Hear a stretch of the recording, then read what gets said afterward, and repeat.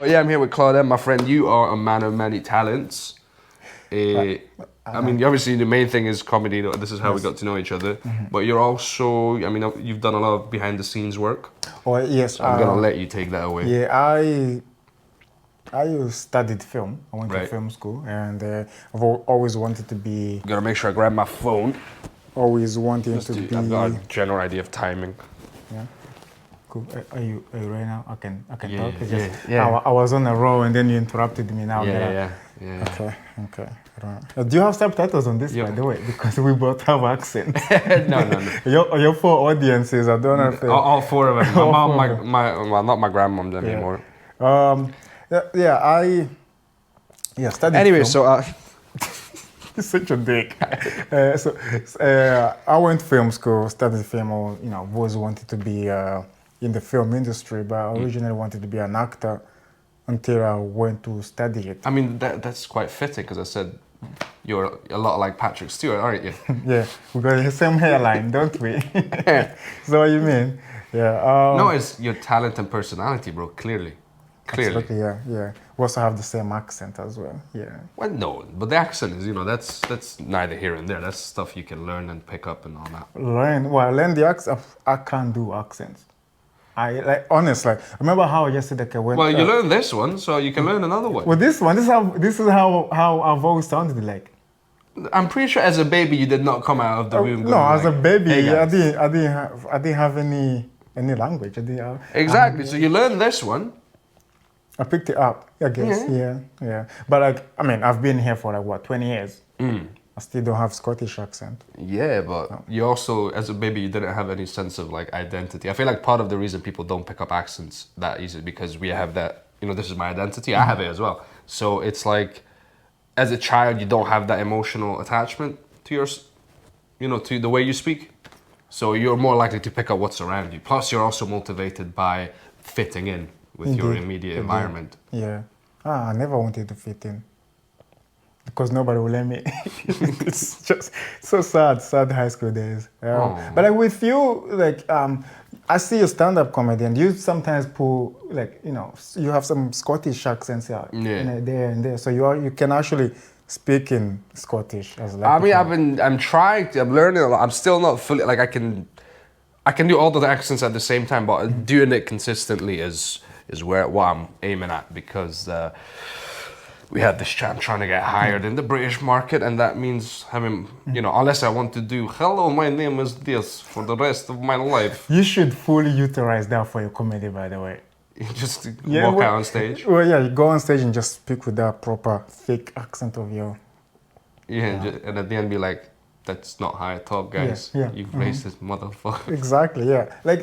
I don't know how is it with you. Do English is not your first language? It's my third. Is your third, yeah. So which other language do you do? Hungarian is my mother tongue, and then Romanian is the national language. Damn. So do you think in English or do you think in? I mostly think in English now because just that's what I use on a daily basis. But I try to, when I'm at home, I make an effort to think in Hungarian or Romanian or listen to Hungarian-Romanian podcast. Okay. How about you? I tend to think in my native language. What's your native language? So I'm originally from Rwanda, and I've been here since 2004. But language-wise, I think I still think in Kinyarwanda. What's happening right now? It's if I need to, while I'm speaking, but I'm thinking Kinyarwanda, so you translate it? Yes, translating, yeah. So I'll get the information, then translate it, understand it in Kinyarwanda, and then translate it in English and bring it back out. Yeah. So hence to why the hair is all gone. So just all the stress of so much. Where's this word? Steam coming off my hair right now. But I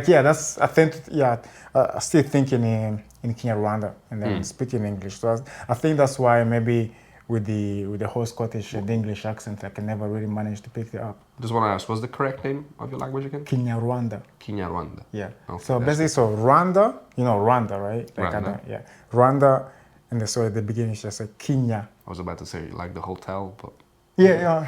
I'm sorry. The movie you're talking about. Yeah.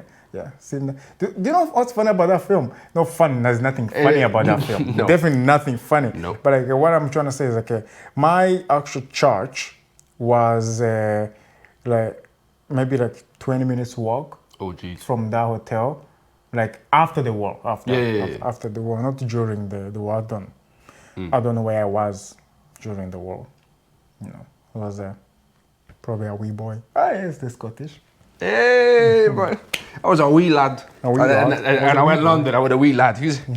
Anyway, there's quite a lot of interesting things about you, sir, that I want to get to know about you. Because we started about the fact that you studied film, and then we took a complete detour. Oh, yeah. Well, you took a complete detour. This is all my fault. Checking your phone and, you know. Yeah. You know, I'm sorry. It's kind of disappointing, to be honest. Like, I don't even want to get into it anymore. Like, but there was something I was very fascinated by because you mentioned that. So your journey to the UK was not straightforward. No. Sorry, we like. Sorry, I was just thinking of how can I make this funny. Let me just be honest. I was gonna say like I was swimming here, but leave it at. Yeah, don't spoil your jokes. Do you know what I mean? Like, it's so hard. Do you ever find like when somebody asks you a serious question, you're like sort of like you straight away being like, how can I make this funny? Try to answer now. For the longest time I did, but then I just allow myself to have other emotions than trying to suppress them. So I guess I got to that point where I can have a serious conversation. But at some point I will make a joke because it's just how I operate. Yeah, I now see almost everything in a comedic lens, you know, whether it's good, bad, sad, happy, that. It's like I see it and I'm like, oh, how can I take funny out of that? And I don't know what kind of person that makes me. But so yeah, Potentially a psychopath, but probably or a really good stand-up. But then comedian. again, I'm a comedian, and comedians, you know, like you have an excuse. Yeah. I mean, yeah, we both have an excuse. We can edit that part out. No, it's fine. Who cares? Who cares? I don't know really. At the end of the day, who really cares? Listen. Worst case scenario, none of this gets to see the light of day. You know what I mean? How many audience do you have anyway? 4, right? Yes. The clips get more, but. My journey to UK. Yeah. So as I said, originally from Rwanda, and so. We left in 2002 and we stayed in a refugee camp in Zimbabwe at the time. At the time, Zimbabwe had a good relationship with UK, you know, before Mugabe kicked all the white people out, and then they're like, no, we don't like you anymore. You know, so like the refugee camp, they like had, you know, they had electricity, you know, food, and it was quite all right, but still, it's a refugee camp, you know. I'm sorry, my brain is like, oh, so you made the white people go back to their country, yeah? Well, I didn't. He did. Mugabe did. And, you know, well, you look how Zimbabwe is now. Yeah. You gotta, you know, you need a whole suitcase of cash to buy. I had an interview with someone from Zimbabwe, and he was telling me that, it is wild. Yeah. You can be a billionaire in Zimbabwe. Yeah, and still be homeless. Yep. It's very interesting. But like the Zimbabwean people are nice. They I mean, I've never had any issue with. As a matter of fact, I think I get along with Zimbabwean people more than your people, and I'm like. What do you mean, your people? This is fun. This is really fun. None of this will ever, have a negative impact on our careers. Oh, None of this. No, I hope no. The Zimbabwean people, they love music. They really love. They're always laughing. I mean, the ones I know anyway. You know, they've always shown me positive vibes. So I stayed in Zimbabwe for like 2 years, and then at the time my dad was still living here, and he did everything he can do to bring us. Oh, so he's in the UK. Yeah. Family back home. Mm-hmm. Then family become refugees. Yes. And he's working his ass off to get the family to the UK. Fuck. Yeah. I think that's what was happening. I think he was working his ass off. I think. I'm You're pretty sure. I mean, what else would it be? Yeah, because we eventually did come here, and but in coming here, like in the 2 years we lived in, I mean, for me anyway, the 2 years that we got to live in a refugee camp, we were pretty much independent. Right. So, like, I was gonna ask, what is that like? It's If you want to talk. yeah. I mean, I was really young, so everything really just seemed like, wow, you know, the pressure of being refugee camp, you know, in being in that environment, it really never got me feel. I never felt like nervous or scared about it, you know. But I still felt like this environment I'm in. I really don't want to be in this environment for the rest of my life. Of course. Yeah. So like there always be like you know, with thoughts about the future and stuff, there always be like a glass ceiling mentally, because it's like there's only so much I can do here in a refugee camp, you know. Even though I'm still just a little boy, like just running about. Do you know what was fun about living in a refugee camp? We used to make footballs out of condoms. Right, so basically, there's a lot of fucking in a refugee camp.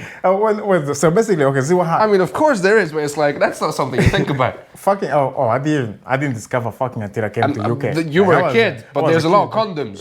Oh yeah, they give them out for free. Yeah, so they. Yeah. So you're not playing football with used condoms, for the record. I don't think they were used. No, I don't think they were used. Okay. But then again, I wouldn't have known any different because I didn't see a used condom until I came here. So, but yuck, that's disgusting. Yes. You're welcome for that. Yeah. So yeah, things like condoms, tampons, and all these necessities, they'll give them out for free. Right. Yeah. Which is kind of strange. Why here do you have to buy them? Like you know, things like tampons and condoms. Like those should be like. They give some for free. I think the Scotland that gives away like female hygiene products as well. But like with the condoms, it's like who uses them? Oh yeah. Like people still buy. I don't know if people trust the free condoms. I say some people still use them. I know that for a fact. But it's like I think in the general population, no one's being like, yeah, I got these free condoms. No one's, you know, it's like there's layers of like. I had this joke of like people want branded dick. You know, it's like Magnum. Yes, you gotta show up. I wouldn't know. Yeah. What's your brand? What's your brand? Just a generic brand. Just generic brand. You know, I think they should put them in categories as well. You know, because like you can't be giving out like just free condoms. Yeah, it's good to give them out, but like make sure they fit. You know, yeah. Because, oh God. Because you know, like not one size fits all. You know. Yeah, no. There's something of it. Nothing breaks your heart like a loose condom, and you're like, oh shit. Loose condom? What's that? What? They get loose? Like your self-esteem just goes, oh. Yeah. I keep getting off track. I'm sorry. I know. Yeah, Let's get back to you playing football with condoms. Yes. Oh yeah. So all these things they give them away for free, and so like every household like they'll have like a box full of condoms, a box full of tampons. You know? Yeah. And my brother and I would just be there like, okay, what is this? You know, like I couldn't, because never had experience with it. We just like, it's useless. It's useless. I mean, I would hope so. Your children. Yeah. And and also like our friends as well, you know, was pretty much useless. So what we used to do is like we'll take it and just blow it, right? And like so as eventually gets big, and then we'll wrap plastic around it, like plastic bags, like lots plastic bags and some cables and just tight plastic bag tight, and you can bounce, it will bounce off. Yeah. You were playing basketball? No basketball. It will be football. Yeah. How bouncy is this ball? Bouncy like a normal football actually, because obviously the condom is in the middle, right? Which has the air inside, well, and the plastic around it sort of like allows it to be the football weight. in a way, you know, and also it allows it to be heavy enough for, you know, to like bounce and just continue going up. Nice. Yeah. So then, you know, but like we will like all our friends and I will like be somewhere next to a tree or maybe down in the bushes just blowing on condoms, and from a distance you see a line of young boys coming from a bush with glazzy lips, because obviously, now that I think about it, it's so fucking stupid. Carry on. It's so stupid. Finish your thought now. No, like we'll all be like just, you know, greasy lips, with like, you know, just bouncing balls and smiling like, yeah, because we're so excited we were about to go play football, you know. Course. But like now that I think about it, that was stupid times. Stupid times. Oh god. But like rather than putting them to waste, we found a good use for them, which was fun for all of us. No one ever got in trouble? Like, dad would their ass because, like, you fucking took out condoms? No, the dads were never there. They were all busy trying to work. Trying to, like it's wild there. Like kids, like that was the first time I ever experienced like a bad language, like but like to on a deeper level, like in front of adults. You know. You mean bad language in the sense of just swear words? Do you mean like someone bullying or someone? Yeah, like in terms of like swear words. Right. Okay. Yeah, it's like basically. How old were you again in this environment? This is, I think, 10. Oh, you're 10 years old. Okay. Yeah, 10. Yeah, 10 going to be 11. Okay. 10 going to be 11. So I mean, that's stuff that you will remember. It's not like you're 5 years old and. Yeah, in a way, because it's you know, because everything is happening so fast. For example, like from 2002 to about 2004, you went like really fast, because you're just there in a trance, at least, because you're just like, I mean, all these things. It's an interesting. Like being in it, because you're in the world but also very isolated from the world. Are you allowed to leave these camps? Yeah. Okay, you can't leave them. You're not like you have to be inside the premises. It's not. It wasn't designed like the way they show it on TV. It's it's like a village. Right. Yeah, it's just like imagine, I don't know. Imagine like Govan, right? Pretty much like that. But without all the high rises and stuff like that. So like and somehow less heroin.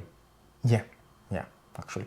There wasn't actually like, even, I mean, there probably was like drugs and stuff, but I mean, there has to be, because that's just people. Yeah. So like, the whole space, it's a big village, and in the village, there's like small communities, small locations, and they're all named different countries. So like we had New York, we had Australia, and we had Canada. Yeah. When we first moved to the refugee camp, we lived in Australia. Right. Yeah. When you're in Australia, and you know you're in Australia because like what was the?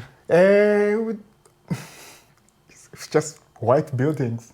Okay. Like just pale white buildings. That's it. And one of the building was a huge warehouse where like the new immigrants, where the new refugees, they will come in and just they camp in there before whoever is in charge of the refugee camp is sort of like gives us houses.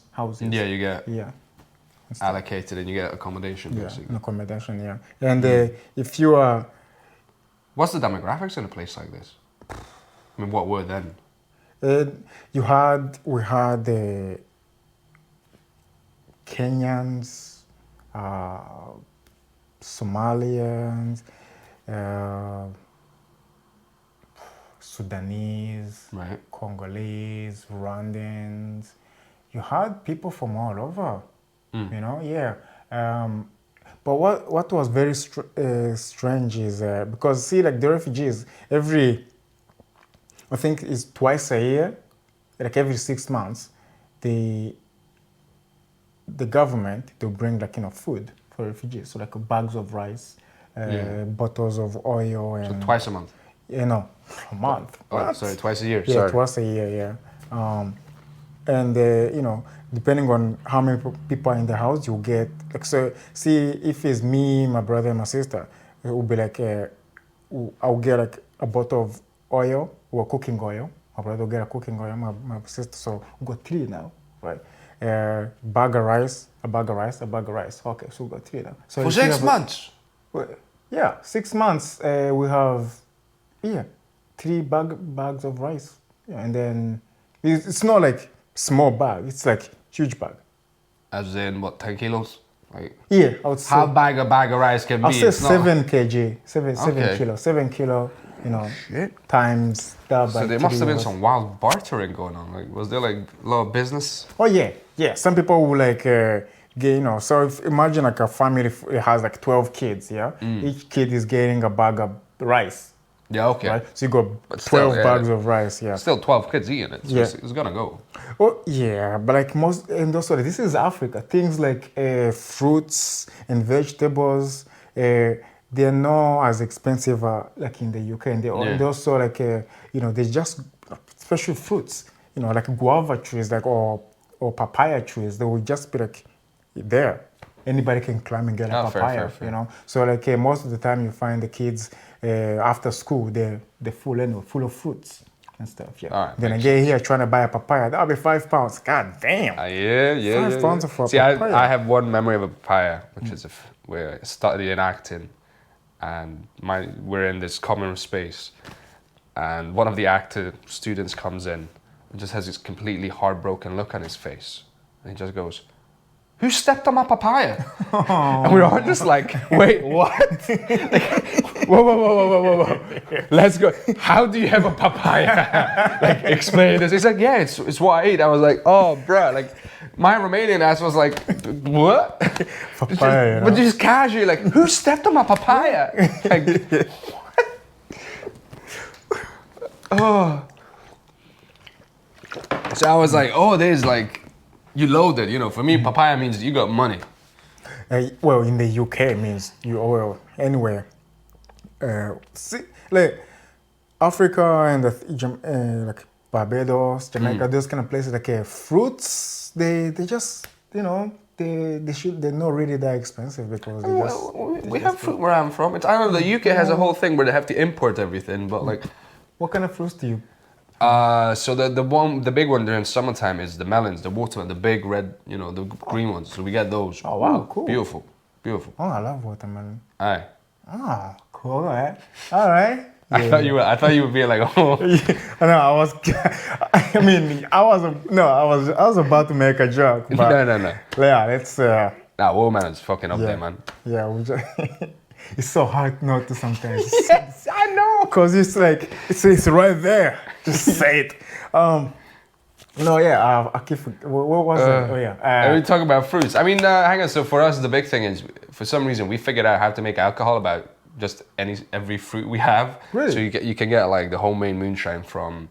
So was it plums? Those are classic. Pears, apples, bananas are not a thing. We import bananas.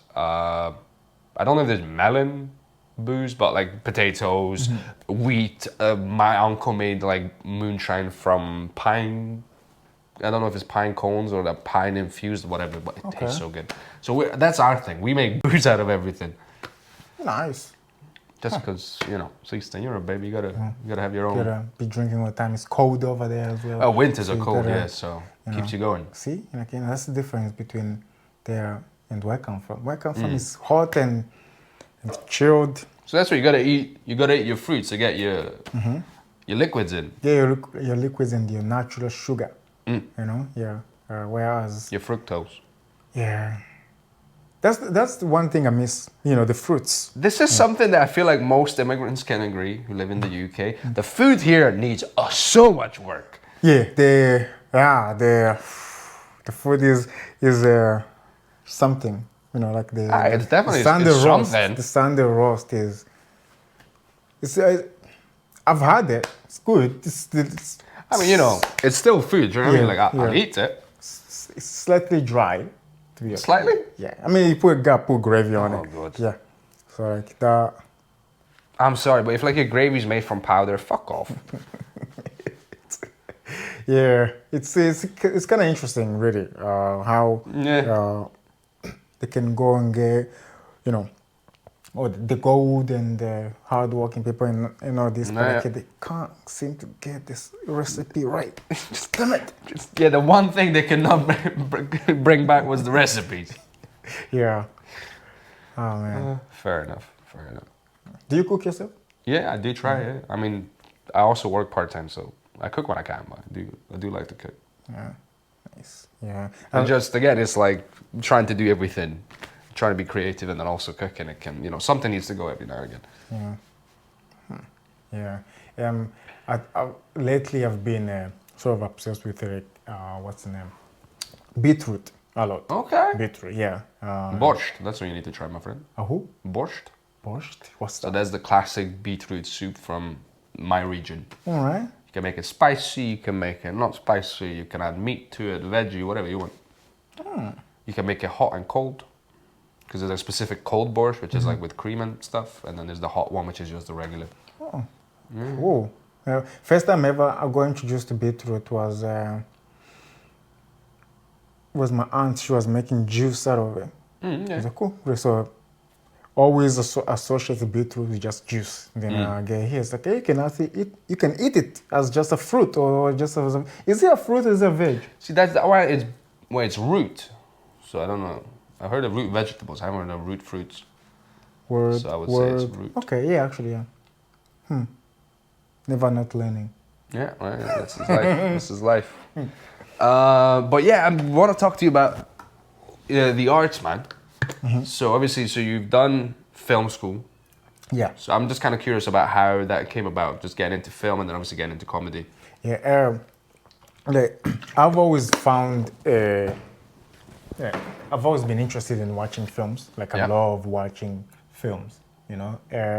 And from young age, like I remember, like we had, you know the old TVs from 90s and up to like early 2000s. Like Yes and no. Before flat screens. So I know the old school TVs, but I was raised by Jehovah's Witnesses, so I didn't have a TV really growing up. All right. So you lot used to be like knocking on the door and knowing people. Yeah. 10 a.m. on a Saturday. Let me tell you about Jesus. I don't know what is it about Jesus who insists on talking to you at 10 a.m. on a Saturday, like. That's interesting you said that. You know, in the refugee camp, tell me about the witnesses in the refugee camp. I became a Jehovah's Witness by mistake. No! For real, yeah. Okay, so I was raised as Catholic, right? Right. And we, go to church. Yeah. All the. So were you baptized? Yep. Oh, okay, go. Tell me, brother. But I was Brother baptized. I was baptized as a young boy, so like I don't remember getting baptized. But I remember training and receiving the Holy Communion. That's a Catholic thing. Yeah, it's like a biscuit they give you, a bread. It's white. It's kind of, it doesn't really taste like anything. Which is technically, it's wrong because Jesus clearly wasn't white, but Oh, it depends where you are. Do you know what I know? I've always associated Jesus as a white I'm saying person. it should be a whole meal at least. To be more, it shouldn't be white flour biscuit. It should be a whole meal biscuit at least. Well, yeah, I think it was to do with simplicity of just need just wheat and water, mix it in, and go do breast. Well, I'm just saying it should be whole meal. That's all I'm saying. At least, So yeah, I became a Jehovah. So. Yeah, raised as a Christian, also a Catholic and stuff. I just used to think there was only just one religion, just one God, through the Catholic and whatever. And then going to Zimbabwe, we went to this other church. Before we went to refugee camp, we stayed with this man who took us to church. And in this church, they dancing and playing music and people are running about. And I'm like, this is different kind of church. Okay, they play music and I'm dancing and I'm enjoying, I'm singing along. And I'm comparing it to the Catholic church where it's like, no. Oh yeah, I remember this as a kid. I remember I used to fall asleep like during it. So I started thinking, I'm like, so there is more than one That's interesting. But like, are they all praying to the same? But I was a kid. I didn't. Yeah, of whatever. course. I couldn't really articulate. Adults can't fucking figure this shit out. You know, if the millennia was still. So going to the refugee camp, I was still like very like God oriented. You know, Yeah. like gotta pray, do whatever. So I made friends with this other family who used to play along or whatever. And on Saturdays they would go to church, and they invited me. I said, yeah, of course I'll go. I just assumed it's the same. Church is church. And also I liked their comic books, as I like to call them. You know, the leaflets you guys. The comic books. Yeah, They had nice pictures, and they're very nice to look at. As a kid, I just took them out. I mean, to be fair, Jesus has like some of the most random superpowers. Oh yeah. You know, like can be killed, cool. You know, returns, nice. Walks on water, useful. Turns water into wine. I mean, okay, feeds thousands of people with like 2 fish and I know how many bread, like how many loaves of bread. Cool. Also, really useful skills. Water into wine. Like that was someone very specifically went, guys. Yeah. Let's appeal to a broader market here. There's a wine drinking community in Bethlehem. Yeah. Then water into vodka. That would be more. Imagine if Jesus came from a different country. Like, what would his powers be? Yeah. Okay. Let's see. If Jesus came from China. Oh. I don't know enough about the cultural background of China. If Jesus came from like Romania, for instance, then probably turn water into like moonshine. Your bacon never ends. Fucking, just he feeds a whole 5,000 people with like 2 sausages and a block of cheese with no knife. Stuff like that.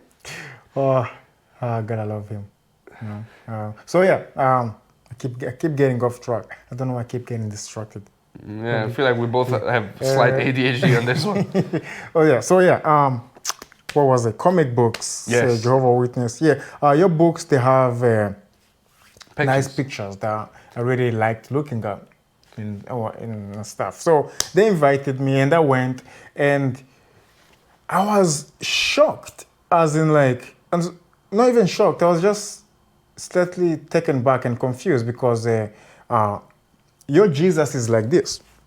Oh yeah, that one. Yeah, right? That's the whole thing. Whereas the Jesus I was used to, this. Yeah, arms wide. So I was like, how? So that's the whole thing, that Jesus wasn't nailed to a cross, he was nailed to a pillar, and then they get all semantical about it. And I don't know for a fact that's true, but I can, True. Now that's a very interesting word. True. Nobody knows. So being there, I started thinking. I was like, okay, this is confusing. It's like I start getting confused, as in like, okay, what? So if they're saying that he was crucified like that, but like I grew up believing that he was crucified like this. Yeah. Who's right? Yeah. Then fast forward a couple months later, I meet a Muslim brother. And I was like, wait a minute. So now I was like, let me just not get into it. So that's like a whole different flavor. Taking a step back. And then when the cherry on top was moving to UK. We're moving to UK, all my sort of Jesus beliefs and all of that. Did it take a hit? Yeah. Only like towards the end though, like at the beginning I was going to church or whatever here in the UK, and then when I finally became sort of independent, like my relationship with my dad like fell apart, and I had to find another way of living in the UK. Yeah. So there. Cool. Say a word. What's up? Yes. Yeah. Yo, homeboy. Yeah. Hello, welcome back. We had to take a slight break because overheating problems. Yeah. Can't wait to get a new camera. Yeah. But yes, we left off with you and Jesus and being in the UK. Yeah. Oh yeah. Jesus. So tell me about Jesus, brother. Tell me about Jesus. All right. Jesus loves you. Clearly. So moving to UK, so like my religious belief took a hit, and I was going to church less and just associating with God very less In until this capitalist Western world. yeah, and Preach, brother. until I met someone. I met a girl who was very religious. At least she led me to believe, and then Oh, this Jezebel. yeah, Jezebel. And she invited me to church, and I started picking it up again, and Right. I believed and whatever. I even ended up converting my friend who was an atheist at the time. Oh, dang. Yeah, and he's To what? to a Christian, born again. Okay. So what kind of Christian were you when you were here in the UK? Wait, I was the one that go. Were you a witness? Were you Catholic? Were you That's a really good question, Definitely not Catholic. Definitely not Catholic. I went to the Catholic church at the start. When I was staying in the young people's shelters home. I found it very boring. It's not the same as the one I was used to from Rwanda. Because in my Catholic church, they'll be dancing. Was there a lot less singing and dancing? Yeah. Here it was so boring. Yeah, no, I know. The Catholic church in UK is boring. It's very okay, brothers. We should open this. Da, da, da, da, da. Yeah. Oh, you should go to an Orthodox church, man. You think bro. You have not experienced an Orthodox church. What does that involve? Like, so they do a lot of these litanies where they're like singing and stuff. So it's like, so we used to, you hear this in the town as they're doing, Sunday. You walk in front of the church, and obviously there's speakers. It's like, I think that's... na na na na na na na na na na na. And obviously he's saying the words, and we are going to read the words now. And you're like, oh, fucking hell! There's a lot of this. There's a part in the during the Catholic church, during the whole mass, there's a part where you have to kneel down and pray for like 5 minutes. Where he's saying words, he's praying for everybody. Yeah. I used to look forward for that part because I fall asleep. Period. That would be on my knees, just gone. Oh God, I remember we used to have Bible study, man. And I was a kid in high school. Now this is before high school. I was a lot younger, and so we're doing Bible studies in people's flats. And at some point, I would be just knackered. So we just roll behind the brothers and sisters because they're sitting on the bed. They just close ranks, and I'm just like, and at some point, they can just hear me snoring. Yeah. This like 9-year-old kid or like 10-year-old kid, came from school to Bible study and just like. It never used to make sense to me. I mean, listen, to be honest, my relationship is pretty fucking rock and roll with the church anyway. But I respect what it represented, like in the sense of like it did some good. I'm not like, oh, it's all bad. Oh no, it served a very important purpose. Like imagine if you look at like we as a species are evolving, and our culture is evolving. Whatever was before must have been a lot worse, and we have some historical fucking context of what was before. So it brought people together. But I do feel like nowadays it has slowly outlived its usefulness. Like nowadays it's more of a holding people back as opposed to making people go forward.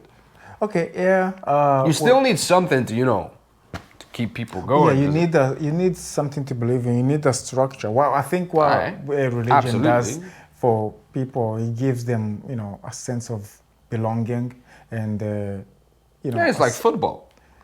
I'm sorry, like the reason I say this, I remember the first time I went to a football match. First time I went to a football match, right? And I'm just sitting in it, everyone's going off, we're all shouting and screaming at the same time, and we start doing our own songs, all that, and I'm like, oh, this is like church. Because in the church, you're like sitting there, you're all singing, you're all facing the same way, looking at the same happenings. It's not that, football is not like church, it's not... Okay, not exactly, but I feel like psychologically it has some of the same, not everything, but it has certain similar aspects of like group identity. We're doing things together. We're all cheering at the same time and booing at the same time. But like with football, you don't always leave feeling happy. Like you also don't always leave feeling that you're a bad person who needs to do. Neither do you in church. Like, sometimes you feel like leaving like a piece of shit. in the moment. Let me tell you, brothers, it's not off. I brought a sword, the mom said. No, sometimes I would feel like shit in the moment when they're telling me that you're a sinner or whatever like that. Yeah. But then at the end of them telling you like you're a sinner, you're gonna go to hell because of things you've done and blah blah blah blah blah blah. But let me pray for you. God forgives you. Now you're gonna go to heaven. So I would, at the end of every charge, I would come out feeling. Yeah, but better. now you created the problem. Now you but- told me about the problem and then you fixed it. Why don't you just fix it? Just pray for me and let me get on with my life. Do you know what I mean? Like, Yeah, but it's sort to do with how much money you can bring them anyway. So, maybe that's a whole other conversation. yeah, yeah. I think. Do you want to start a church, like, an immigrant church? Yeah. We can make cash, man. Yeah. Make good money. There's some good. I mean, who was it? L. Ron Hubbard said, if you really want to make some good money, start a religion. Yeah, but no, it's jokes aside, it's it gives people like a sense of belonging, sometimes a structure in life, and something to believe in, and a community. Yeah. Friends. Sense of purpose. Yeah. So there's a good things for that. For me, the problem is the restriction of not being able to ask certain questions or the rules really. Yeah, but the ones that already. When it's set in stone that you have to live by a book that was written 2,000 to 4,000 years ago, and you're still trying to police people's behaviors based on a book from 2,000 to 4,000 years ago, you're gonna run into problems. Like, we've updated everything else, and as you can see, even the Catholic Church isn't today what it used to be. I wouldn't say we've updated everything else, though, have we? Well, not everything, but a lot of things have changed. But even if you look at the church itself, it's not what it used to be. Well, it's more. Bro, it's more for this inclusive now. conversation, we should be getting burnt at the stake, a couple generations ago. I mean, hey, fast forward, maybe we might get burnt on stake on Twitter. Maybe. Wait. So someone's looking. You were already looking for the nice little segue. Yeah, I mean that's the new. What do you call it? The new. New religion? I guess. Not religion. It's just it's a social movement. It's a community that's forming. It's giving people purpose. It's giving people. There's rules. Somewhat clearly defined, somewhat not, because, It's given everyone a voice, to be honest. But is that good? Well, I don't know who I was talking to about this, but it's remember back in the day, every village had an idiot, but they didn't know about all the other village idiots, so they couldn't, it's not like they could unionize and form a community. You were the village idiot, and we all knew that, or whatever, and the problem stayed local, because you couldn't really, you felt a bit like you weren't fitting in, but you weren't going to move to a whole different village, because you're going to be the village idiot over there. But now you can have a village of all idiots. Yeah. And I'm sorry, me saying this has pissed off a shit ton of people right now, but I just mean basically if you were in a community where you weren't fitting in, you kind of had to make do and figure it out, as opposed to now you can be a whole community of people not fitting in anywhere else. It's it's all your fault, god damn it. Yeah, actually, yeah. It's rather than now it's more focused on the individuals and on the individual, and the rest of the group have to sort of change themselves for that one particular individual sometimes. But the way it used to be okay, I'm the odd one now. Okay, why am I the odd one now? Okay, maybe there's some stuff I need to work on for myself, rather than trying to bend everybody else to. Yeah, I mean, there's always going to be give and take there, because the group is not always right. That's I'm a big believer in. If we go by the rule of the majority, that can be a tyranny as well, because it just can be. Ask anybody who was ever in a minority where the majority was well, that's not gonna happen, and so there's a fine balance, and there's give and take there, and people should be free to be themselves.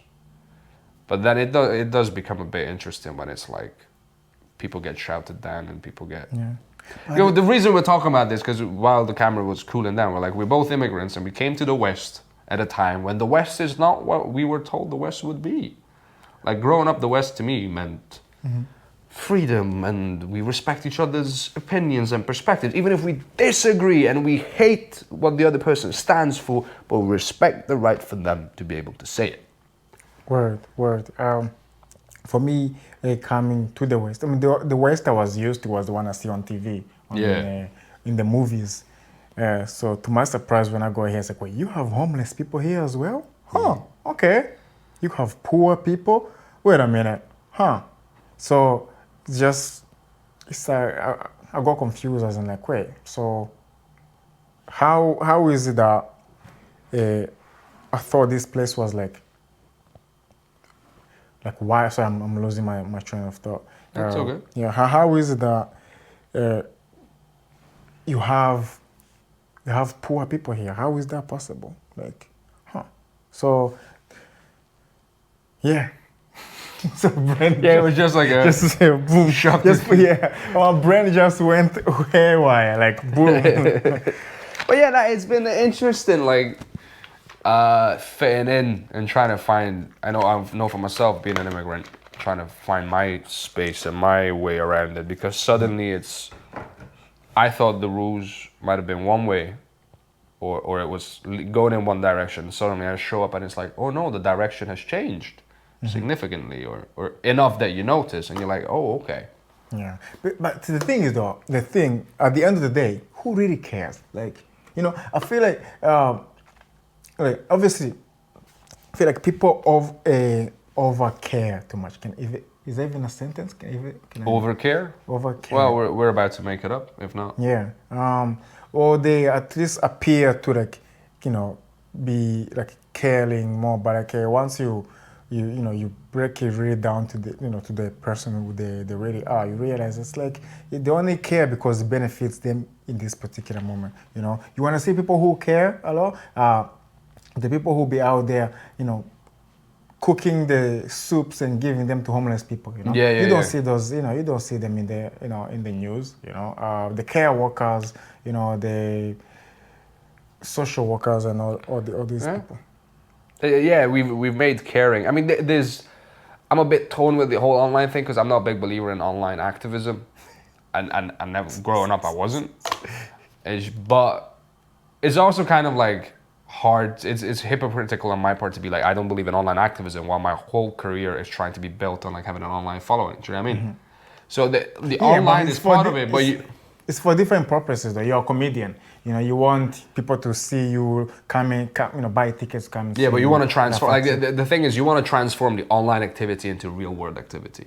I feel like that's what you want. What do you mean? So like, I can have all the comments and all the likes on a fucking clip and whatever, but if I can't then get those people, or at least appeal to those people, so they come and actually see a show or buy a ticket or buy merch, then all that online stuff just stays online, and it still means something, but it's limited to that. And I feel like, I can put down online activism all day long if I want to, but I think, and there's an element of like some people just do their online shit and then fuck off. But yeah, there's more like the threshold of like, okay, how are you now turning this into a real thing, like actual physical change that's palpable in the real world? Okay. I feel like, I know for myself, like I can err on the side like, oh, it's just online, fuck off. It's just, it's just gonna stay. It's not relevant. But actually, with social media, we have the ability to reach so many people that we can actually turn it into something even longer term or more impactful. Okay, but the question then becomes, okay, why is that thing?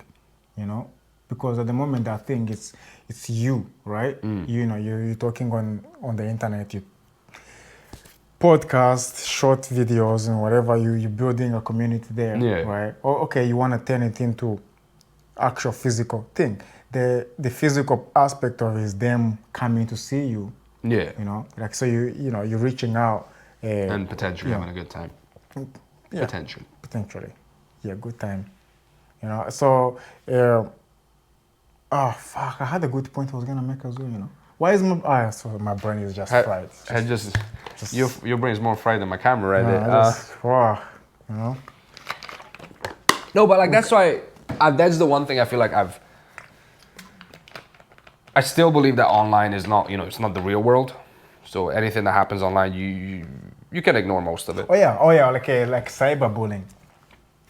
Oh, cyberbullying. I mean, again, that turn it off. I'm sorry, maybe. No, yeah, let's put logic to it. Let's put logic. Okay. When there's like actual physical impact on your life, or you can see that there can be realistic impact on your life, then okay, take that seriously. But even the police will be like, okay, we're gonna investigate realistic threats of violence. Such as? If someone's like, this is where you live and this is what I'm gonna do to you, then okay, that's a realistic threat of violence. You can actually carry this out. Some of them telling me online to go kill myself. Have a good day, buddy. Yeah. But it's just other people receive it differently. But then again, what does that have to do with you? Right? Yeah, like it took a while for me to start taking like a cyberbullying like a really serious. Even up to now, I'm low-key skeptical. I mean, no, it can be a real thing. Absolutely, I'm not. It's because a lot of people have this self-esteem sort of associated with other people's perception of them, other people's behavior towards them. So if you tell someone, you this and this and go do this, some people will feel they like psychologically their own self-esteem is affected, and they almost like they give up their own self-esteem to this person because, oh my God, they said this to me. But that's just their world. You're giving all this power, all this psychological well-being over to them to handle it, and you're trusting them with your own well-being, which is in this world, don't fucking do that. But if you don't know that, I didn't know that for the longest time. I get where someone be like, this is bullying, they get driven to the point of, self-harm or whatnot. I understand that as well. So it's this weird space where, on the one hand, just turn it off. On the other hand, I also get it. It's like some of the people that this is happening to, you're like, oh fuck, that needs to stop. And some of the people you're like, just go do something else. Yeah, let's log out. Unfollow. I mean, there's a, like, I feel like this is like a spectrum. On the one hand, just log out. On the other hand, certain cases, many cases, this needs to be taken seriously and needs to be handled. Yeah. Because I feel like it's one thing when there's strangers on the internet. It's another thing when it's your high school. And, these are people on the internet, but you actually have to, like, interact with these people on a day-to-day basis. Okay, yeah. So, like, I can see how it can affect, like, kids in high school, when they're still up in their own feelings and stuff. But like, I feel like social media has turned into a big high school. It's a big high school for, It is an interesting thing to see. I mean, interesting in the sense of it's just it's a mess. There's no better way of saying it. It's a fucking mess, boys and girls. But have you noticed that like we tend to like to complain about the way things are, right? But we never really have solutions, like alternatives. Like, I don't like how this is, affecting me, and those how I don't like how this is. I don't like that. Oh, okay, cool. What should we do about it? Well, it was venting. It starts with venting. A lot of people use social media to vent, and then it becomes kind of like, well, how about we ban the thing? And again, first of all, the people that you see venting online are the people that don't have potentially in their own lives the methods to deal with their stuff. Well, like incels. Not incels. I mean, like if you have the ability and the tools to whatever has happened to you to deal with it outside of social media, you would do that. You don't go and shout into the public unless you feel like you need to. Okay. So first of all, they do that, and now all the other people that are also shouting, who potentially are not the best equipped to deal with their own stuff outside of the world or whatever. There's so many layers to this, and I'm probably gonna get butchered for this, but fuck it. No, it's gonna be fun. There's an element of the people that are shouting the most are the people that are not dealing with it outside the best way. All the other people are joining in, so they will find this community, and now they're like, well, we got ourselves a mob. What are we gonna do about it? Like, how about we start a boycott? Or how about we start a hashtag this? Yeah. And then you got like this angry group of people who just feeding each other at this point. It's a bit like football. Once somebody starts to chant and then like, way, and then they chant back, and next thing you know, the whole arena's going, "Wah, da, da, da, da, da." Someone's doing a Mexican wave in the corner. I think the people just take things way too serious these days. It's just a lot of emphasis on not offending people. So like then you're having to censor yourself because you don't want to get fired, or you don't want to. That reminds me.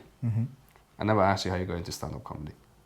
Oh yeah, how did I get into stand-up comedy? It was actually I fell on it by mistake, just like how I was a Jehovah's Witness by mistake.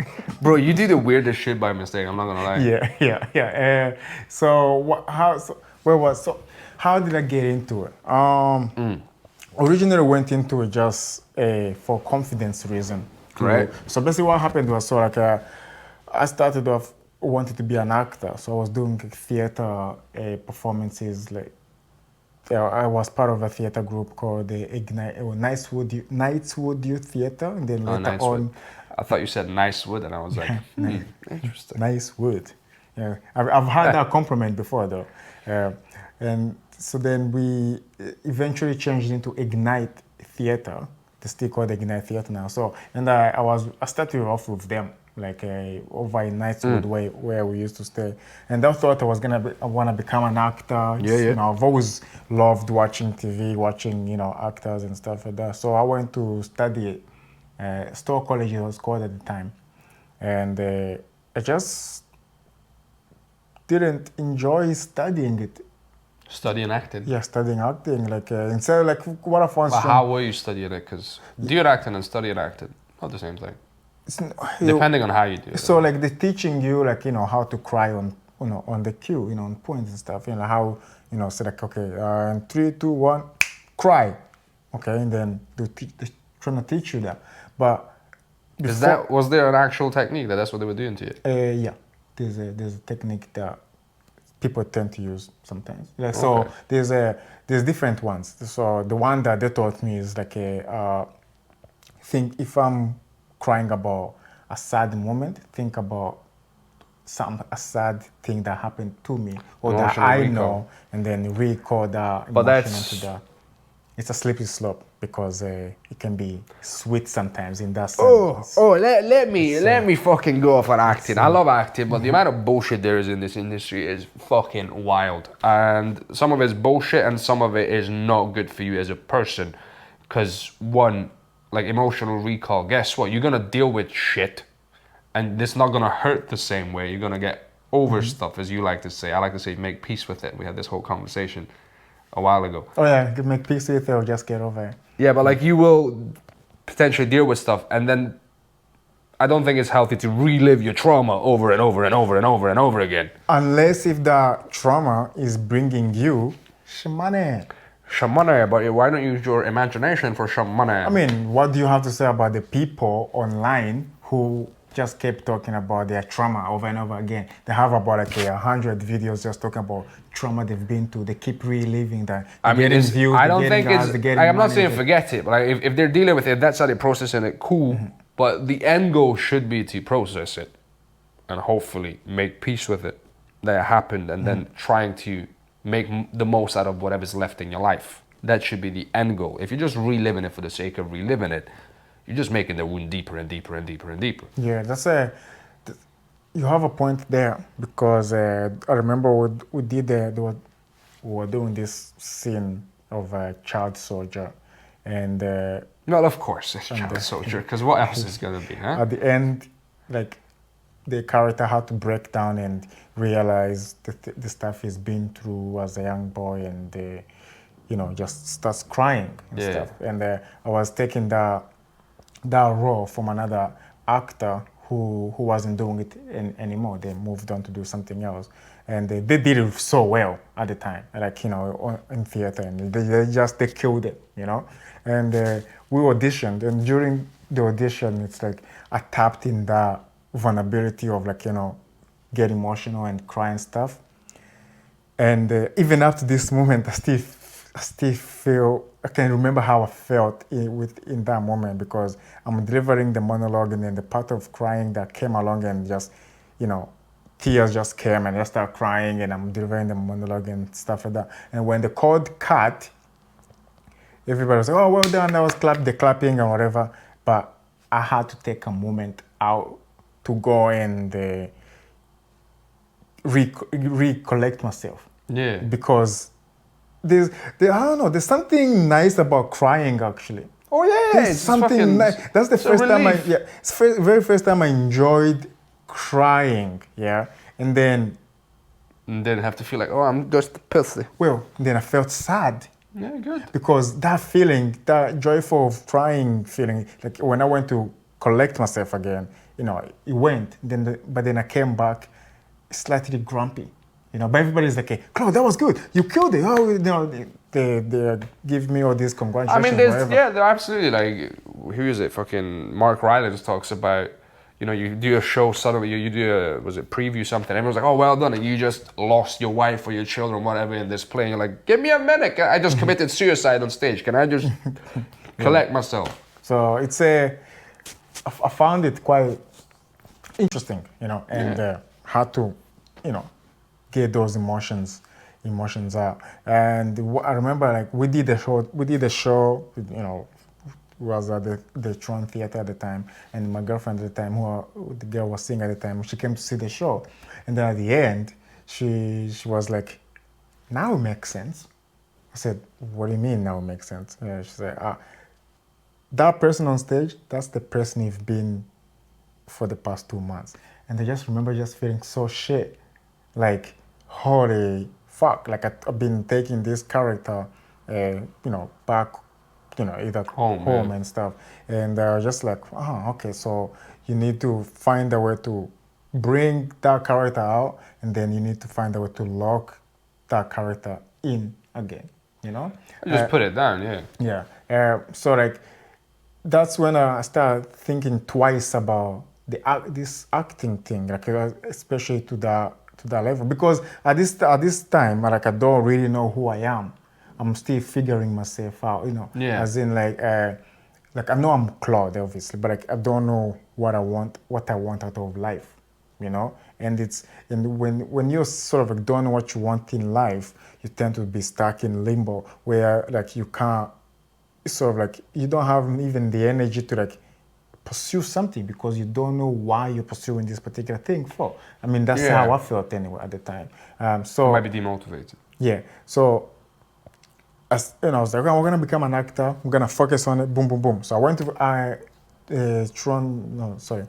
Stowe College at the time, studying acting, and then what I found, instead of teaching me how to cry, they spent about 2 days teaching us on the person who invented how to cry on the cue, which I found it quite stupid. I'm like, wait, am I ever gonna work in an audition and they're gonna quiz me on the person who invented crying on the cue? No, they're gonna quiz me on the piece I'm auditioning for, you know? I mean, having some knowledge is good, but, like, yeah. I didn't care at the time. You want practical. I just wanted to just teach me how to do it. I want to do it myself. Oh, okay. Who invented it? Good for him. Thanks, bro. Well, now, how do I do it?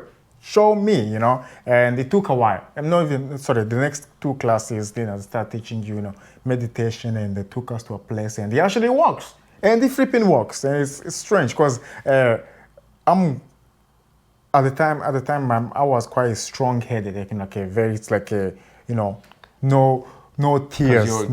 Okay. You know, like, I'm hardcore. I'm like, no. You're like, a macho man full of testosterone. Still an idiot. But, like, I could, like, it was not difficult. But, like, crying was just, cause you were like an Andrew Tate kind of guy.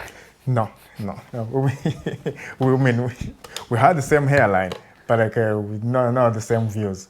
Even though some of his views are interesting. That's what I have to say about it. Anyway, we did that. After finishing the acting, I mean, that's where they tried to teach me how to do accents, and they tried to teach me how to do American accent. I just with that.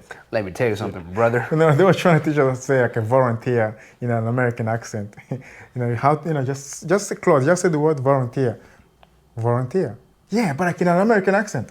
That is an American accent. Like, look, Claude, no, it's not. It's not an American accent. Like, oh, okay, fuck. Okay, Yeah, no, let's accents, figure it out. they can be funny. So during that whole time, like the thing about me is I think a lot. I think too much. Actually, before I even like put anything in like practical, like before say like I have a gig on Monday, right? Yeah.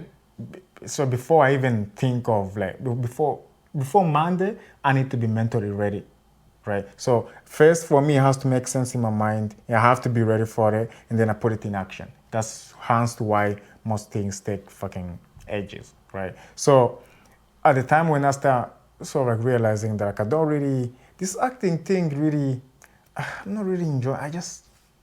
What's the alternative, you know? What other stuff am I really into? So I start thinking like, yeah, I want to be, you know, like film, like, you know, behind the scenes, you know, like a director. Like, but the thing about me is I'm an idiot, so I always just what do you call it? Go look at the cherry on top, right? Rather than like, you know, viewing the whole cake, process, you know, the whole, you gotta mix eggs, butter, you know, beat it up, right? And then make a whole beautiful cake, put the cherry on top. I'm just looking at the cherry on top. So me at the time in the acting class, I was like, yeah, I wanna be a director. I wanna be like, yeah, put a camera over there. And then, okay, cool, action. I wanna be that person, you know. Actually, that person he's a first AD. He's not even a director. Now I know that. So I was like, I wanna be into film. So straight away, a couple months later, I start. Funny enough, the Ignite, they were doing the go funding for like some of us to go away and make a short film. Right? Yeah. So during the class, they're like, okay, who wants to write? I said, yeah, I'll write it. They put us in different groups. Okay.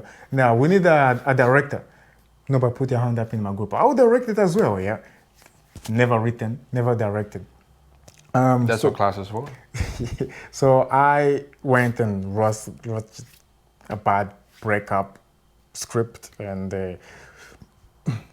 excuse me, and we went to Island of Butte for the weekend to film it there. It was a nightmare.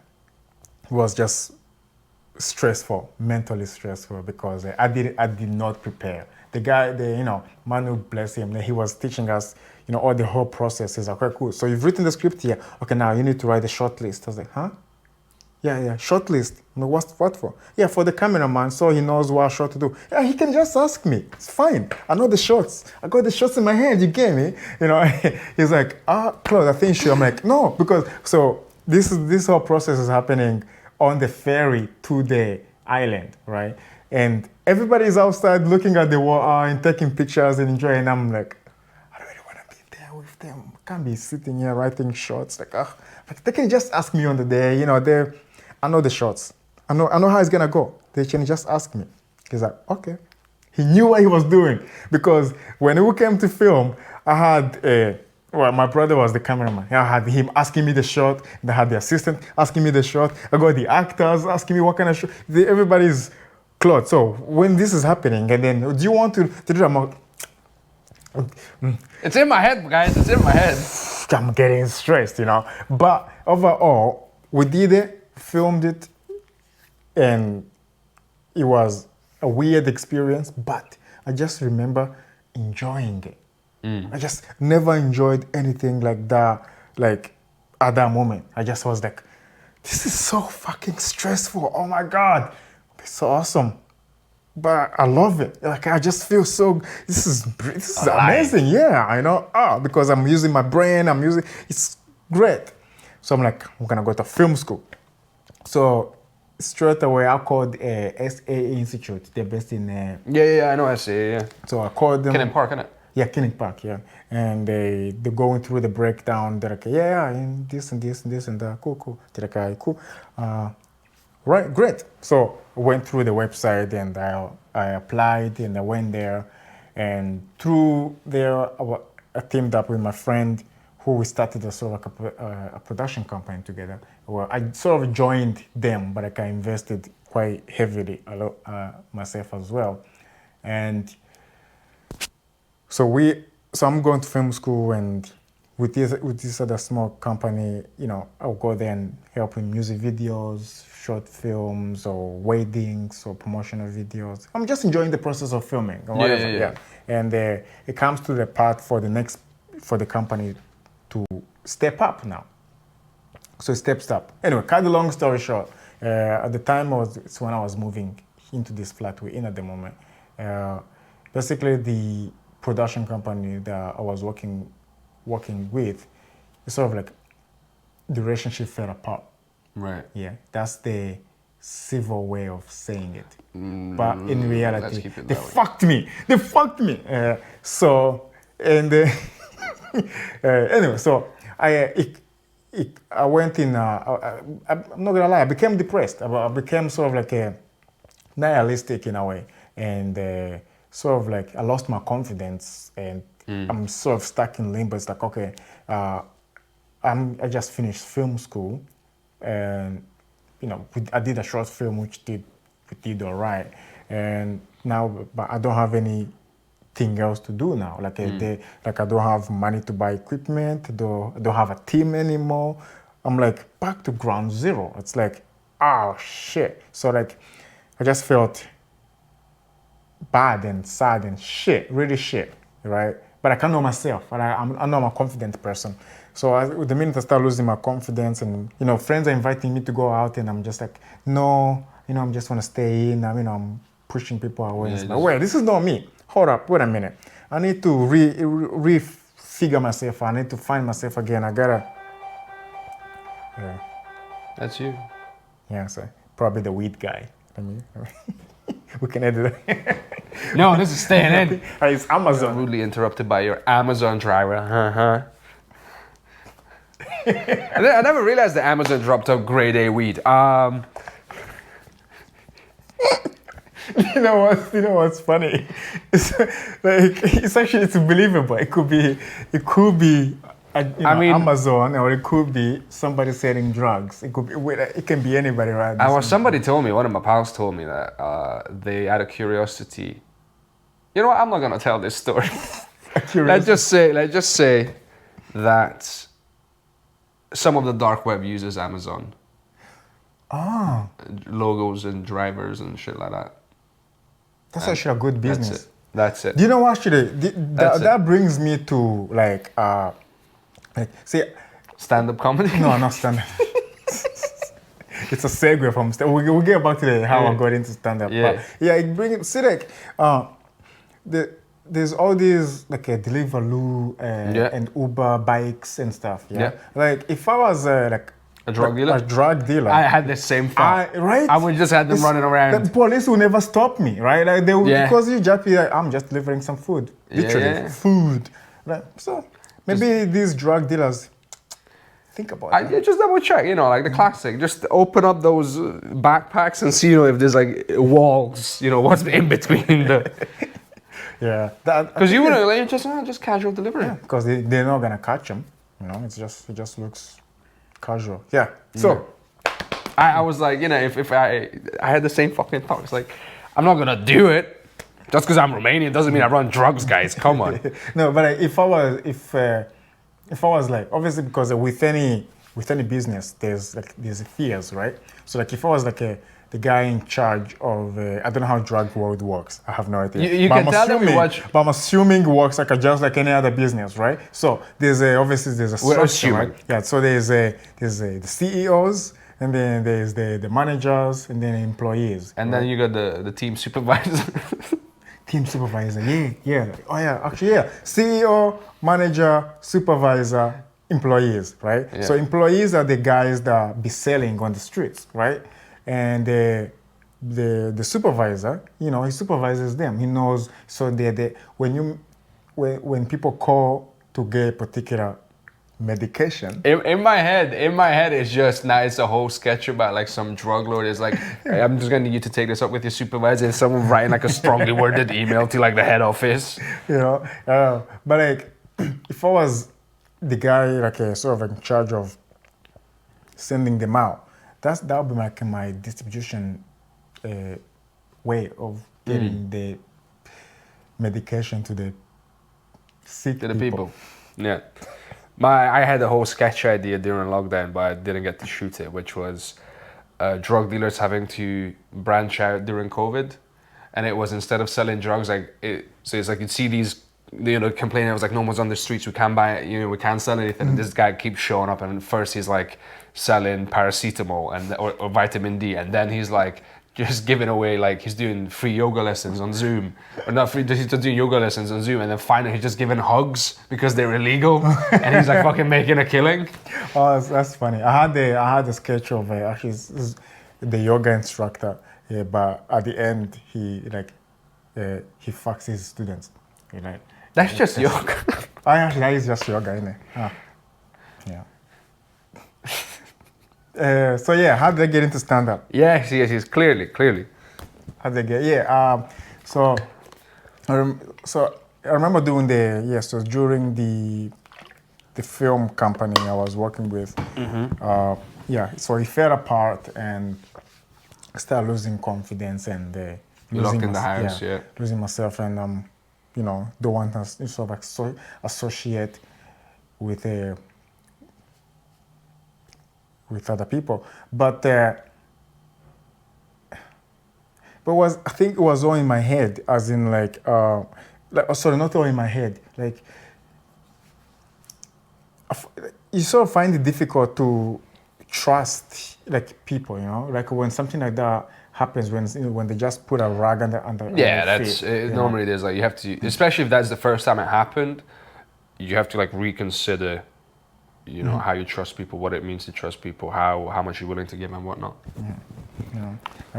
So that happens to everybody, I went through that and lost the person I was and whatever. So my mind was like, stand up. And I was like, what? Because the thing is, I've always enjoyed watching stand up. Like I remember in high school, computing class, go on Google Video at the time. Google Videos. Remember Google Videos? No. Okay, cool. So before YouTube, there was Google Videos. Probably. Yeah. But I think I was on early YouTube. Okay. And AOL as well. Oh, I know about AOL. So I'll put in I'll say funny black comedian. Eddie Griffin comes up No, actually. Oh, no. goodness gracious, falling down the stairs. Yeah, see if you type in YouTube funny black comedian, it's Godfrey that comes up. Godfrey? Yeah, Godfrey. I like Godfrey. Yeah, I remember his sketch is what's up, motherfuckers? Godfrey, no, he's someone who's fucking got accents down to it. Yeah, he's underrated. He's definitely underrated. He's here. Anyway, so he's a sketch about being funny. It comes up. He talks about Bill Cosby and talks about women and men ejaculation and all that. So I was just I was wild. I was like, this is so funny, right? And the next person that came up was Cat William. Right? Yeah, Cat So Williams, now I don't have headphones on or anything, and this is computing class. So you got computers there, everybody sitting on, and they're all around you, right? Cat William is playing. He's talking about weed. He's like, so you smoke it? And Let me tell you something. then I turn around and everybody just said, He's that high pitch they all just watching. And then my teacher's like, Claude, you can't be watching videos. And I had the same stories. I was doing fucking George Carlin bits in my English class. And how did you know George Carlin? YouTube. Jeez. It started with Eddie Griffin. I remember watching Eddie Murphy, Eddie Griffin, Bernie Mac. Then who else did I see? I see Brian Reagan. Everything that was on YouTube. I just scoured it for discovering new stand-ups and learning from them and just watching them. But I got stuck in George Carlin because he has 14 specials he had, and most of them were available online. This is Romania. All of this is for free. Do you know what I mean? I'm not paying for any of this. And I don't know, we had to do an essay or something, so I just ended up delivering his whole the planet is fine, the people are fucked routine, which is about environmentalism, to my English class. And my teacher's like, what's with all the fucks, Silas? What's with the language, son? Because when I discovered him, I suddenly started speaking like that in English. Instead of I don't care, it was I don't give a fuck. And he's like, why do you have to? Because he's cool. Yeah, George Carlin made it look cool. The rant. To this day, I love George Carlin. rewatching some of your stuff, I'm like, okay, he got very dark in the end. But I like his, like, up to the final special, and I watched the final special as well, but up to that, I really enjoy it, and I'm trying to find my own voice of it. I'm not trying to riff on that, but that was my first inspiration for, like... Yeah. Oh, have you found your voice yet? Do I you... feel like, yeah, I talk about stuff that I care about, stuff that I love. And I feel like that's my voice. Like, I feel like this whole find your voice is just do shit you care about. Yeah. And it's authentic to you. That's your voice. It's not fucking some... I need to invent one. Yeah. Just what you care about. And sometimes it might be you like specifically doing characters. Well, that's true to you. Do that. That's your voice. Yeah. I find it, like, not even necessarily trying to find my voice. It's making the stage home, you know, trying to feel comfortable on stage. And I've only managed to sort of figure out in the past couple of weeks actually the way I'm feeling comfortable on stage. It's like I can stay here and just even in the silent where like, I'm enjoying like the gaps between the jokes now. You know, like you know, you do a punchline and then you know you wait. You know, sorry, they're laughing and then you pause. You gotta disconnect from the audience. And like I used to be like, oh, I'm saying this, now I'm getting into it. But like I feel like now I'm still saying this and then to get into that, and I'm saying it fast because I'm trying to squeeze in so much in, you know, in the 5 minutes or the 10 minutes you have, especially the 5 minutes. I fucking hate 5 minutes. Ugh. But you know, I appreciate it. But you gotta learn. But you yeah. gotta learn how to be comfortable and how to absolutely. be yourself as soon as possible. And maybe the reason you hate 5 minutes is because you're still trying to figure out how to be yourself, as you said, from the very beginning. No, I think it's because I don't have I never Finding finish. your groove, your rhythm. Because with me, it's like that's why like I hate when you asked me earlier about buzzword. Yeah, buzzwords comedy. Buzzword comedy. Like for me, like the way I do my stuff, it's like I have to write it all down first on paper. And no, I don't necessarily need to memorize all of it, but like I have to write it all down first, and then I sort of like have to practice it, pretend as if there's audience there. Of course. So if you know, in buzzword, like they'll say words and they have to think, oh, my feet. No, it's not. You don't have to. No, buzzword. You just do your set. What? So what's the whole purpose of? The buzzwords. I mean, I'm not explaining someone else's show. But basically, it's like a bingo thing. So you do your set, and they got words they're listening for specifically, as in, like, if you say those words, then there's a bingo. So you just do your set. You don't have to think about anything. What is it? Yeah. Oh, okay. Yeah, and you get 10 minutes. You have to do 10 minutes. Oh, when's the next one? Damn it, I missed Sign up. Yeah, well, send me the form. I wanna, I will. I just messaged a guy, I think. I don't know. I'm not sure if there's a form. Yeah. Who's running it? I'll tell you after. Oh, yeah, cool. So this whole section is gonna get edited out. We're talking about comedy. No, I'm too lazy to do that. Right, and that slowly gonna start wrapping up. Yeah. Oh yeah. We can talk for hours. I mean, I've got two questions that I'm gonna ask at the end. I feel like I'll finish the getting into stand-up way. So I'm losing my confidence. I'm losing who I am. Trying to really find myself, reconnecting, you know, with myself again. My mind is like, try stand up. So I initially went my mind. Your mind. Okay. Yeah. Sorry. Yeah. That's why you need subtitles on this. Like we both have accents, and it's. So I went to the Stand Comedy Club, just down there, and the Red Raw, I remember, and sitting there, and it was electric. Just the whole vibe. People laughing, people coming and making jokes, some people bombing. Like the host had some dope-ass energy. I'm like, this is great. I was like, oh, I'm gassed, I'm fired up, right? Just enjoying watching it. And then a small thought came in my mind, like, try it. I was like, yeah, try it. I don't have any material. I'll write material. I remember I came back home and I started writing. It's like as if I blinked, I had about 2,000 words of material. They're very shit now. I can never use those material ever. But I was so proud of myself. The fact that like I dedicated myself for this, whatever how many hours to just write. So like mentally I went in a different mindset.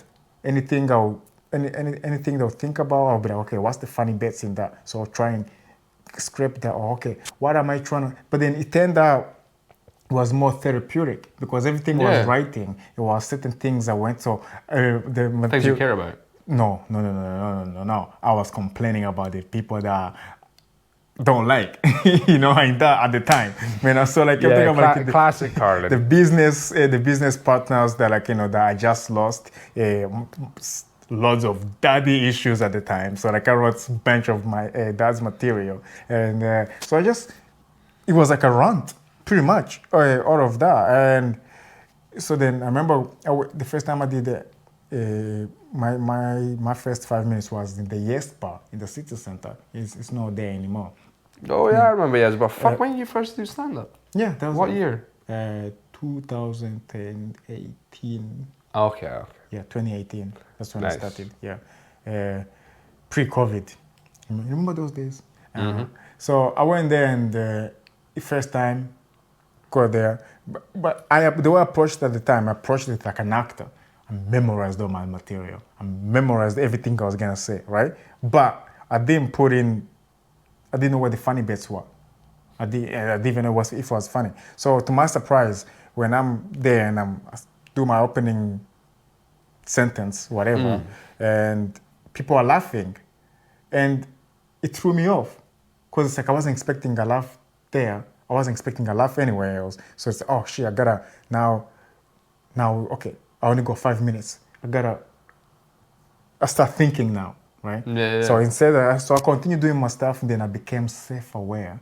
I was like something like, I sort of like, I don't know, it felt like an out-of-body experience. Suddenly I'm seeing myself performing. I'm on stage and I'm doing stand-up in front of these people. There's that voice, there's part of you that's like, you're doing this right now. Like, yeah, let me fucking do it. Are you doing that? You're doing this thing right now? Like, I know. So then I sort of froze and I forgot my material. Oh. Forgot. And I just told the audience, I just forgot my material and it's going to come back to me. They thought it was part of the jokes. They start laughing. I'm like, no, serious. I really forgot my jokes. They're laughing even harder. I'm like, oh, cool. It's back. Then I went back into it. And coming off, I remember just, my heart was so great, yeah? And then the headliner went on right after me. Killed. Light the fire. Light the place up. You know who the headliner was? What's his name again? I'll show you his name. I'm good with faces. All right, after. Yeah. After. I'll show you. What's his name? It's not Paul. One of the local Glasgow comedians. It's okay. You forgot your material. Come back. Yeah. I forgot my material. Did you see? Brain of a fish. So he went on and he just killed. And I remember we driving back home, and my friends who came to see me, they're like, yeah, that's good. So you're gonna continue? I just started complaining. I was like, okay, so next time I'll do stand-up, I need to make sure that I set a level the headliner is gonna pass. The arrogance, the fucking arrogance. I've only done this for like 5 minutes, yeah? And I'm feeling jealous of the headliner going on. Do you know how long he's been doing this? All his life, maybe 20, 40 years, yeah? And we're driving back in... Your man, you're I'm like, fuck. I should have, raised the roof so that he will have, he has to come and match my energy. And my friends are like, Claude, you've only done this for like a minute. Shut the fuck up. Relax. Just enjoy doing it. No, don't see it as a competition. Just, It's not. Yeah, it's not. But like at the start, you're very passionate, and and you also have your own expectations and desires and ego. All of those, yeah. Especially the ego. The ego part is. It is a boost. It is a boost, and you're like, oh. I mean, I did my first 1 hour show for a week, man. Probably maybe 2 weeks. I was on that high. I was like, I just held that. I just felt it. It feels so good, So then next one I did, I think was around Edinburgh, and then I eventually did the Stand the Red Raw, which went very smooth, and and then I fell in love. But what I noticed is I was still, it still felt like I was trying to fill a hole. I still felt like I was using stand-up comedy to fill a hole over. I feel like there was something missing, and I'm using this just to try and get over something, whatever, yeah. So I'll always be chasing a high, right? So when the gig didn't go like the way I was expecting to go, I either bombed or like I didn't get, or I go like sort of like tuned off, like I went over my time. That will affect me for like until my next gig. It will affect me, because. Well, that's getting used to how to deal with, what to focus on and how to deal with when it doesn't go your way. But I was using it more as a therapy thing, it was very therapeutic and stuff. It's all in a way like a COVID lockdown was like a godsend, apart from people dying, obviously. But like obviously, like, you can't do stand-up anymore. I will try to do the online ones. Disgusting. Oh God, that was gross. It's the most degrading thing I've ever done in my whole life. Trying to do stand-up comedy. Online stand-up is tough because disgusting. You can't. It's gross. It's disgusting. It's disgusting. Okay. I'll let you dig that hole by yourself. I'm not. Carry on. No. Like online comedy that is structured for like for online. Things like like Kill Tony. I don't know if you watch it. I've seen some of it. Tony. Yeah, it's comedians standing up doing comedy right in front of audiences. But like the reason why I say it's disgusting because it's just me in my house, and I'm talking to the camera, and there's no reference from no feedback. You idea. can't read the audience. You don't. Oh, is it too dark or is it too light? Is this shit joke? You don't know, and you only have 5 minutes, or 1 minute to put it all together and then send it to a club so they can put it on online for you and stuff. I just remember that whole process. I just remember feeling grossed out. I don't know, but like I still enjoy people, funny people online, a big, Bash the Entertainer, all these other Zoom. But that's different. There's content made specifically for online. Yeah. So at the time when COVID hit, I was still a baby. I'm still, even up to now, we're open micers, but like mentally, I was still just discovering my voice in stand-up and trying to just be a better comedian, and not having audience there, it just felt quite very, very, very strange. So I left. So I had to not do stand-up for a minute and stuff. And suddenly the film industry, they're hiring black people then. No, because look, I went to film school finished in 2015, and I tried to get behind the scenes as a runner, as or God knows how many BBC CVs I ever sent, after film school and stuff like that. But anyway, so during COVID, the hiring, and I went in. I'm enjoying it. Great, cool, brilliant. But like I still knew the stand-up comedy was. So fun, now you had the bug. So when I came back, I appreciate it even more, way more, because I don't have that hole inside me to feel, right? I'm literally doing it to be more funny, Like I want to be a better joke writer, I want somebody to tell me if they think I've copied this joke somewhere. Tell me where, and if you think I've copied it, you probably are right. So I'm not gonna use this joke anymore, So it's like I want to be better instead of standing out, Pre-COVID, I really wanted to stand out, on stage, online, and all of that. But like I wasn't good. I was funny, good, but like I think now I'm better than I was then, because I'm better. I'm able to I'm doing it simply just for the aspect of doing stand-up comedy itself. As opposed to trying to, so you're doing it like the reward is stand-up comedy itself, not something else you could get from the stand-up. Yeah, literally like the stand-up. Yeah, like if I can just like do stand-up comedy for like, just wake up, get ready, go to the comedy club, do bunch material, go back, then yeah. I'm gonna ask you 2 final questions. Go for it. And I'm gonna get out of your hair. Yeah, you gotta go, man. I mean, Hold on. fuck's sake. Gotta get out. Oh, I'm sorry. Get I out just my realized house. what I said. I said I'm gonna get out of your hair. Yeah, with my hair. I'm sorry. I'm sorry. I don't care. That wasn't even a. That was like a. That was a drive-by. That wasn't even a purpose. Drive-by. Okay. Now I'm just digging my own grave here, aren't I? Fine. It's fine. I don't. That was a stray. You caught a stray there. That wasn't meant for you. Nah, it's calm. It's chill. What was I gonna say? Two things I like to ask people. One is obviously being an immigrant and being an artist. We do all kinds of weird jobs when we have to. What's the funniest, weirdest, craziest job you've ever had to do? I've been lucky in sense as like I've never had to, sell my home online. I've never. So there's no. You mean this good-looking man doesn't have an OnlyFans? Is what you're saying? No. I actually do have OnlyFans, but it's for my feet. You know, like the more you pay, the higher. The higher it goes. You know? Okay. So nothing crazy then? No, to be honest, I don't think I've. Let me think. Let me actually think. No, my first job I ever did was actually. Oh, I was actually voiceover. Yeah, we did. I don't know if you know ISO, English ISO.